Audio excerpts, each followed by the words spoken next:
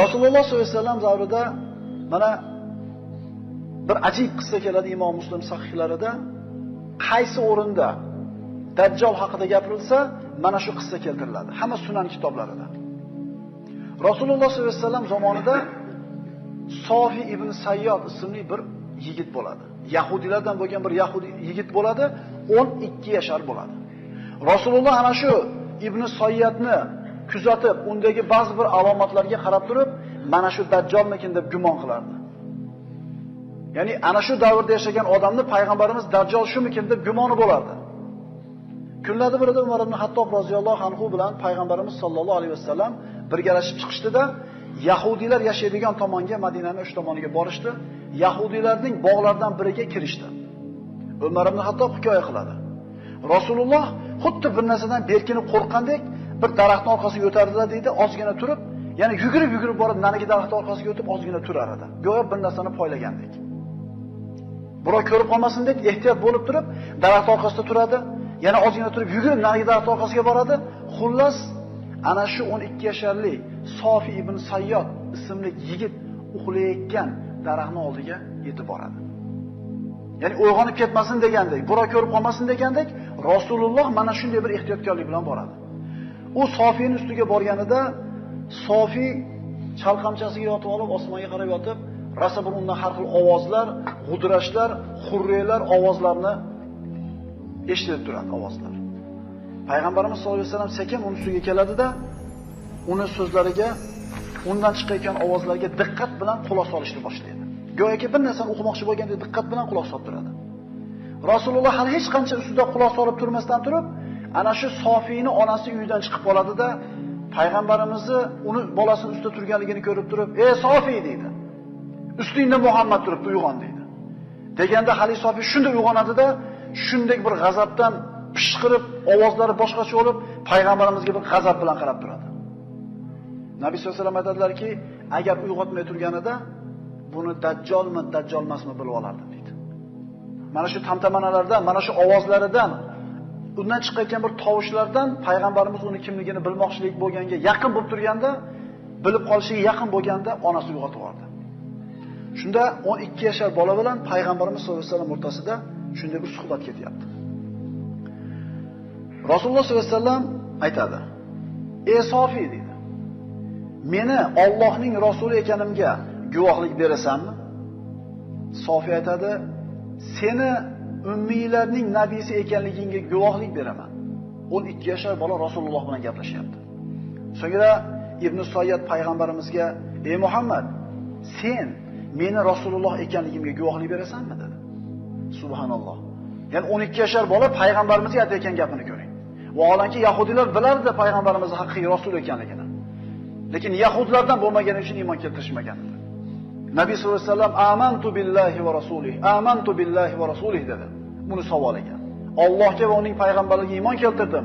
Allohning va uning payg'ambarligiga iymon keltirdim. So'ngra Rasululloh sollallohu alayhi vasallam Sofiga qarab turib, "Ey Sofiy" dedi.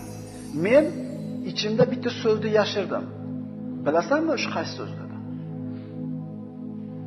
Sofiy diqqat qilib turdida, "Ad-duh, ad-duh" dedi. Rasululloh ovozingni o'chir, uningni o'chir, haddingni oshma, ovozingni o'chir dedi. Cho'chib ketdi. Shunda payg'ambar sollallohu alayhi vasallam oldida turgan Umar: "Ya Rasululloh, nimani yashiruvdingiz? Nimaga bunaqa bir qattiq keskin javob berdingiz?" deganida, "Men unga" deydi, "duxon, tutun degan so'zni yashiruvdim" deydi.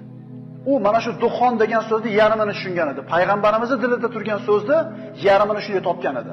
Shunda payg'ambarimiz hali duxon deb aytmasdan turib, "ad-duh" deyishligiga shart to'xtatib turib, "Uningni o'chir, haddingni oshma" dedi. Shunda Umar: "Ya Rasululloh, ruxsat bering, chof tashay kallasini buni" dedi. Rasululloh Umarga qarab: "Ey Umar" dedi, "uni tinch qo'y" dedi. "Agar u haqiqatan Dajjal bo'lsa, sen hech narsa qila olmaysan. Agar Dajjal bo'lmasa, uni o'ldirganlikdan senga hech qanday manfaat yo'q" dedi. Rasululloh sollallohu alayhi vasallam bilan Sofi ibn Sayyod o'rtasida bo'lgan mana shu voqea butun musulmon o'rtasida tarqab ketdi. Hamma Sofi ibn Sayyoddan ehtiyot bo'ladigan bo'ldi. Nabiy sollallohu alayhi vasallam oldida Umar ibn Hattob: "Allohga qasam, Sofi ibn Sayyod Dajjoldir" desa, Rasululloh eshitardilar-da, indamasdilar.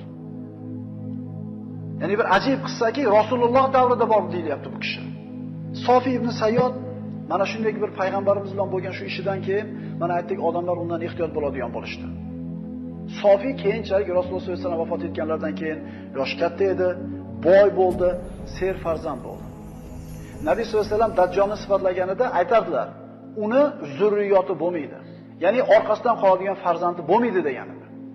Tug'mas bo'ladi degan edi. Ibn Sayyod katta bo'ldi, boy bo'ldi, payg'ambarimiz uni ko'zini g'ilay bo'ladi degan edi. Ko'zi soppa-sog' edi. Farzandlari ko'paydi. Rasululloh vafotidan keyin Ibn Umar, Abdulloh ibn Umar bilan Abdulloh ibn Umar roziyallohu anhu bilan Sofi ibn Sayyod Madinani tor ko'chalarida shuni to'qnashib qolishdi. Ibn Umar shunday qarasa, o'ng ko'zi xuddi siqilgan uzumni donasidek qurib qiyshayib qolgan edi. Xuddi payg'ambarimiz Dajjolni sifatlab, uni o'ng ko'zi g'ilay bo'ladi, qurigan uzum donasidek qurigan qiyshaygan holda bo'ladi degandek, ko'zi mana shunday holatga kelib qolgan edi. Shunda Ibn Umar ko'rib qo'rqib ketdi-da, Ibn Sayyod dedi. Qachon ko'zing bunaqa bo'lib qoldi seni? U aytdi, bilmayman dedi. Ibn Umarning oldida bir qancha bir ashablari bor edi. Ko'zing o'zingni boshingda turib, qachon shunday bo'lib qolganligini bilmaysanmi deb achchiq qilgan paytda bu Ibn Sayyod aytdiki, agar dedi, Alloh xolasa meni bu ko'zimni seni qo'lingdagi tayog'ingga o'xshab, tayog'ini uchiga ham tushirib qo'yishi mumkin dedi. Qo'lingdagi hassiyaning uchiga meni ko'zimni tushirishi mumkin deganida Ibn Umar shunday g'azabi chiqdi-da, g'azablangan holda tayoq bilan o'z opasi Hafsa binti Umarga kelib aytadi. Ya'ni Hafsa onamiz payg'ambarimiz ayoli, Abdulloh ibn Umarning opasi. Shunda Hafsa onamiz aytadiki, Sofi bilan nima ishing bor deydi. Uni tinch qo'y. Axir Dajjol odamlar orasida oddiy yashab yurib, bir qattiq g'azablangandan keyin Dajjol bo'lib ketishligi haqida payg'ambarimiz aytgan so'zlarni eshitmaganmisan? G'azablantirma uni dedi. Ya'ni unga bo'lgan odamlarning shubhasi, unga bo'lgan bir ehtiyotkorlik yana ham ziyoda bo'ldi. Payg'ambarimiz aytgandaqa ko'zi Dajjolni g'ilay ko'ziga o'xshab qolgan edi. 12 yasharida uni Dajjolda payg'ambarimiz gumon qilar edi. Umar qasam ichsa payg'ambarimiz indamas edi. Bir qancha vaqt o'tgandan keyin mana Imom Muslimda keltiradi hadis Abu Said al-Khudri roziyallohu anhudan. Qissani davomi bundan ham ajib. Dajjol kofir bo'ladi. Sofi musulmon bo'ladi keyin. Musulmon bo'ladi, boy bo'ladi, serfarzand bo'ladi. Haj qilib, hajdan, ana shu haj karvoni bilan birga qaytib kelar ekan, Abu Said al-Khudri roziyallohu anhu aytadi, karvonda birga kelar ekanmiz, dam olgani to'xtadik. Men o'zim yuklarimni tushirdim, daraxtning salqiniga borib o'tirdim. Sofi ibn Sayyod ham hajdan kelardi biz bilan musulmon holatida. Yuklarini tushirdi, kelib meni oldimga o'tirdi deydi. Lekin yonimga o'tirganda bir sovuq ter chiqib ketdi mendan. Ya'ni u odamlar u haqida gapirayotgan yomon gaplarni bir esladimda, haligindan bir vahshatga tushdim deydi. Kelib oldimga o'tirganda, shu meni yonimdan nandiroqqa bosin degan maqsadda, "Ey Sofi, yuklaringni salqinga olib qo'ysang bo'lmasmidi? Optoda qolsa yaxshi bo'lmaydi" deb o'zidan nari qilmoqchi bo'ldi. U o'rnidan turdi, yuklarni qo'ydi, tuyasini sog'ib, sutdan olib kelib Abu Said al-Xudriga tutyapti. O'zi mendan nari bo'lsin deb qilsa, bu endi sutini olib kelyapti. "Ey Abu Said, bundan ichmaysizmi?" dedi. Desa, "Yo'q" dedi, bahona qilib. O'zi kun issiq, yana sut ham issiq, ichkim. O'zi deydi, uni qo'lidan ichkim kelmayapti deydi. Ibn Sayyod yonimga o'tirib, tushundi nima uchun ichmayotganligini. Aytdiki, "Ey Abu Said, shunday bir holatlar bo'ladiki, arqonni olib daraxtga ilib o'zimni osib qo'ygim keladi. Hayotdan zerikib ketib, o'zimni o'ldirgim kelib ketadi" dedi. Nimaga dedi? Odamlar men haqimda gapirgan gaplarni eshitib turib, yashagim kelmay qoladi hayotda dedi. Agar kimdir g'ofil bo'lsa ham, sizlar ansorlar payg'ambarimizning so'zlarini eshitgansizlar-ku. Dajjolni zurriyoti bo'lmaydi degan, zurriyoti Madinada qoldi. Dajjolni kofir bo'ladi degan, men musulmonman. Dajjol Makka bilan Madinaga kira olmaydi degan, mana Makkada borib hajni qilib Madinaga qaytib kelyapman. Nimaga endi meni Dajjol deyshadi odamlar dedi. Shunda Abu Said al-Xudri haqiqatdan nimaga unaqa? Payg'ambarimiz bu aytgan alomatlari bittasi ham to'g'ri kelmayapti-ku, dedimda bir noqulay ahvolga tushdim. U Sofi ibn Sayyod so'zini davom ettirib aytdiki, "Men Dajjol emasman, lekin Dajjolda qaydaligini bilaman. otasini ham taniyman deganida Abu Said qo'rqib ketdi-da, "Nari bo'lmang, nari bo'l" dedi. "Kuning qurisin" dedi. "Nari bo'l mendan" dedi. Abu Said unga qarab turib, "Ey Sofiy" dedi, "Agar dajjol bo'lishlik seni xursand qilarmidi agar dajjol bo'lsang" deganda, "Agar menga taklif qilinganda dajjol bo'lishlik, men yo'q demas edim" dedi. Mana shu yerda to'xtatamiz buni. Endi Tamim ibn Aws ad-Dariyni qissasini aytamiz. Keyingi hadisimiz Imom Buxoriy sahihlarida keltirilgan Fatima bint Qaysdan rivoyat qilinadi. Tamim ibn Aws ad-Dariy roziyallohu anhudan. Tamim ad-Dariy Nasroniy dinida bo'ladi. Islomga kiradi. Kunlarda birida Fatima bint Qays aytadi, Madinada as-solatul jamiya, as-solatul jamiya, jamoat namoziga chaqirdi eshitdikda, shoshilganimizcha payg'ambarimiz masjidiga erkak ayol bordik. Odatda bunday chaqiruv yo bir xatarli ish bo'lsa, bir jihodga chiqishlik kerak bo'lsa chaqirilardi, yoki bir jihoddan o'lja kelgan bo'lsa, bo'lib berishlik uchun payg'ambarimiz shunday qilib chaqiradi. Zarur ish bo'lsa chaqiradi. Hamma yig'ilib kelgandan keyin namozni o'qidik deydi. So'ngra payg'ambarimiz turdida, kulib turib, "Men sizlarga bir xatarli ish uchun chaqirganim ham yo'q. Endi sizlarga bo'lib beradigan hech qanaqa o'ljam ham yo'q" dedi. Faqat meni oldimga Tamim ad-Dariy keldi. Islomga kirdi va shunday bir hikoyani aytib berdiki, "Men sizlarga dajjol haqida aytgan gaplarimga tamomiy to'g'ri keladi" dedi. Tamimning qissasi nima edi? Tamim aytadi. Bu Sahih Muslimda keltirilgan. Tamim ad-Dariy aytadi: "Ashoblarimiz bilan tijorat maqsadida kemaga chiqdik. Kemani minib dengizga chiqqanimizda shamol qattiq bo'ldi. Shamol kemamizni dengiz bo'ylab haydab yurdi. Bir oy yurdik, qayoqqa ketayotganligimizni bilmasdan. Bir oy dengizda chayqaldik. Oxiri shamol tinchib, bizni kemamizni bir orolga olib chiqib qo'ydi. Orolga tushdik, qayerdaligini bilmaydi bular. Orolga tushib, bir qancha vaqt masofa yurganimizdan keyin junlari shunaqa bir qalinligidan orqasi qadayu oldi qada bilmaydigan bir hayvon ro'baramizga keldi. Haligi hayvonni ko'rgan emasmiz. "Kimsan, nimasan?" deb so'raganimizda odam tili bilan javob berdi. "Men jassosaman" dedi. Ya'ni bu haqida Qur'onda oyat kelgan. Ana shu oxir zamon bo'lganda yerdan bir hayvonni chiqarib qo'yamiz, odam tili bilan gapiradi. Allohning oyatlariga iymon keltirmay qo'ydinglar deydi. "Men jassosaman" dedi. Bu qanaqa javob? Boshqa savol bermoqchi bo'lganda aytdiki, "Ey qavm" dedi, "Ali jassosa. Ana bu dirda" deydi. Dirda mana shu ibodat qilinadigan joy aytilardi. Ana bu dirda sizlarni xabaringlarga mushtoq bo'lib turgan bittasi bor" dedi. Shoshilganimizcha ana shu dirga qarab yugurdik, bu shayton bo'lib qolmasin yana deb. Bordik, ana shu dirga yoki ibodatxonaga kirganimizda umrimizda ko'rmagan nohotda bir gavdali odamni tizzalari, oyoqlari zanjir bilan baylangan, butun jasadiga zanjir aylangan, o'ratilgan, mana shunday yig'ishtirib qo'yilgan holda bir kishi o'tirardi. Biz unga "Sen nimasan? Kimsan?" deb so'raganimizda u aytdiki, "Meni holimdan xabardor bo'ldinglar. Endi sizlar holinglardan xabar beringlar. Chunki men sizlarga o'zimni kimligimni aytsam, sizlar kimliginglarni aytmasdan ketib qolsanglar, men jila olmayman. Lekin men chekka keta olmayman. Avval sizlar aytinglar" dedi. Ular "Nimani so'raysan?" dedi. Ular aytdi, "Bisan haqida xabar beringlar" dedi. Bisan Falastindagi bir shahar.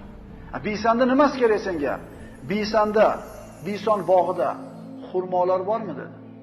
"Ha, xurmolari bor. Xurmolari serob, odamlar foydalanyapti." "Ha, u xurmolar yo'q bo'lishga yaqin bo'ldi" dedi. So'ngra Tabariya suvi haqida gapiringlar dedi. Tabariya Urdundagi bir ko'l. Tabariyada suv bormi dedi. Ular "Ha, bor" dedi. Suvi serob, odamlar ichyapti dedi. Suvi yo'q bo'lishiga yaqin qoldi dedi. "Menga Zag'ar bulog'i haqida gapiringlar" dedi.